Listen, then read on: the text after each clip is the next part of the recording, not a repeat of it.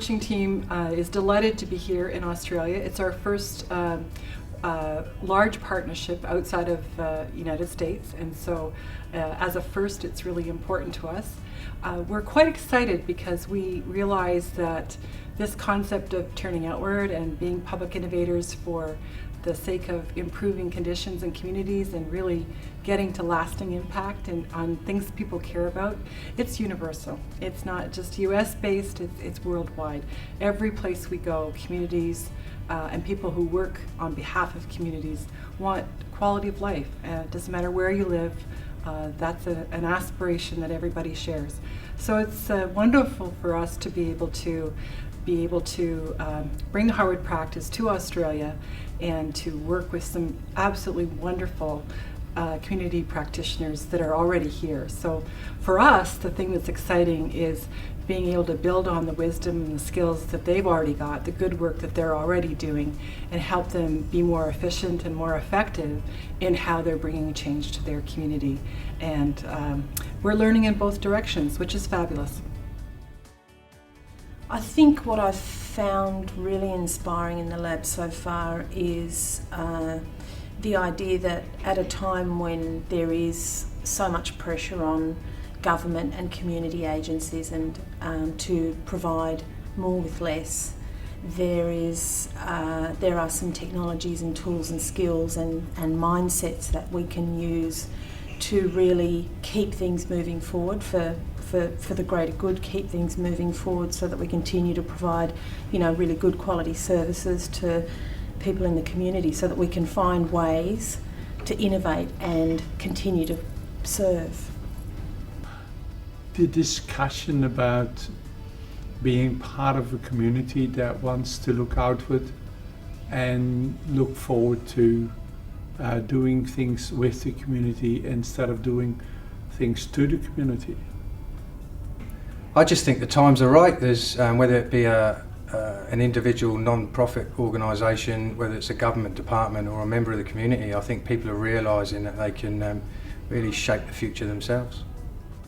Involvement of the New South Wales Government, I think that's hugely creative and innovative from a region of the state government to look at collective impact and accessing this kind of training. So that's been inspiring. Having other organisations like United Way involved and hearing all of their experiences around collective impact and previous, involvement with this training and with the Harwood Institute, as well as that the intent of mobs like Brotherhood of St Lawrence. That's fantastic. Yep. About the other people who are here, neighbourhood houses, who so often get discounted, and yet the depth of their knowledge of their communities is inspirational.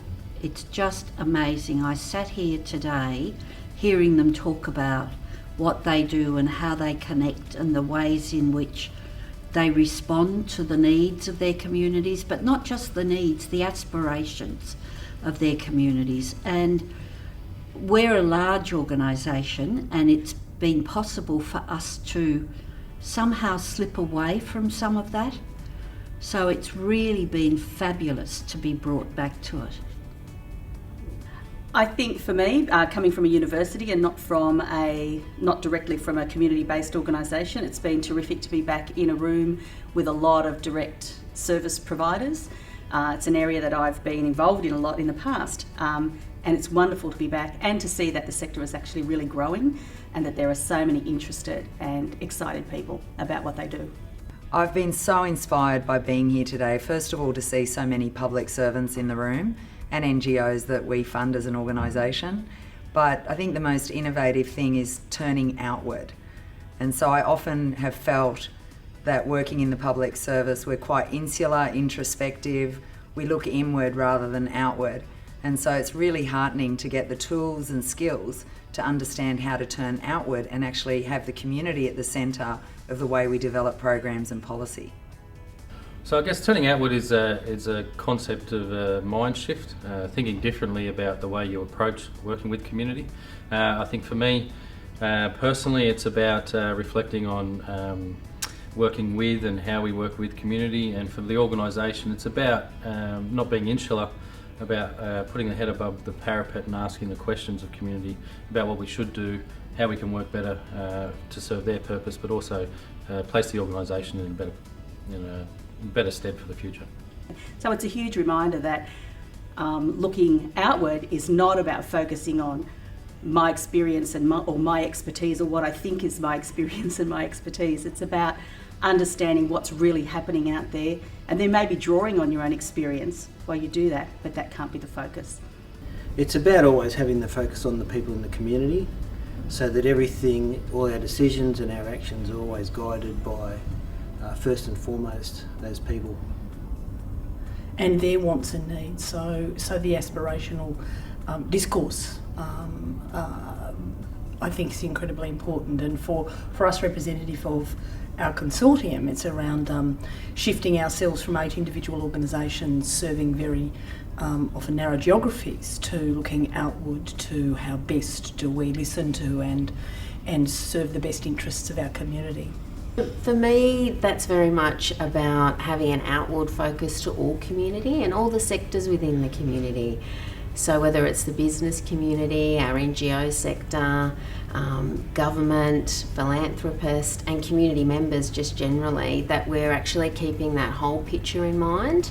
And when we're working within our own organisations, being held accountable to all of those stakeholders in the broader community. Because I work in a university, I think a lot of people see academics and places that are full of academics as very inward looking. People are so focused on their own work and their own research. For me, there's this huge reminder that as we create degrees and we write materials for people who are looking to work in the sector, it's about understanding what's being asked of them on a daily basis. How do I know what the people in this room are going to be asked to do? And then how do we design training programs and degrees and studies that really meet those needs, so that we're not sending people out with degrees who don't know about human beings, and they don't know about communities, and they don't know how they work. The additional stuff, particularly today, I've learned around the 3 elements of public knowledge. It will really complement what we're doing in the community at the moment, trying to find hopes and dreams of different communities. It's going to be invaluable work, and we've already talking about how we're going to use that stuff come Thursday. So great. I think that there's a whole lot of public knowledge, and now putting all of that knowledge into a more formal sense has been good for me. There's some empirical and evidence-based stuff that needs to be reinforced in our sector, so I think that's been really good, of mixing the two, public knowledge and all the formal stuff. I think the biggest take home for me so far is the fact that we don't have all the answers, and in fact the community knows the community best. Now that may seem strange, but whenever we try to work with community, it's always from a perspective that we understand our community and we know best. And I think what I've been able to learn so far is there's different tools to ensure that knowledge is correct, and that we are indeed looking at community from community's perspective and not community from our organisation's perspective. The main thing I've learnt was the last session, which was around community rhythm. That, I think, was really important in terms of neighbourhood centres and where they're at with their community in developing that community, whether they're in the waiting period, which is waiting for something to happen, and sitting with the deficits of the community to actually moving through a very clear process of sustaining that community and growing that community. I think for me that was definitely a turning point in knowing that there's some really good work that's been done, but there's also more work to be done as well. And this is a very different approach. It is very much about having the community in control based on their aspirations, and them taking us along with them as a resource.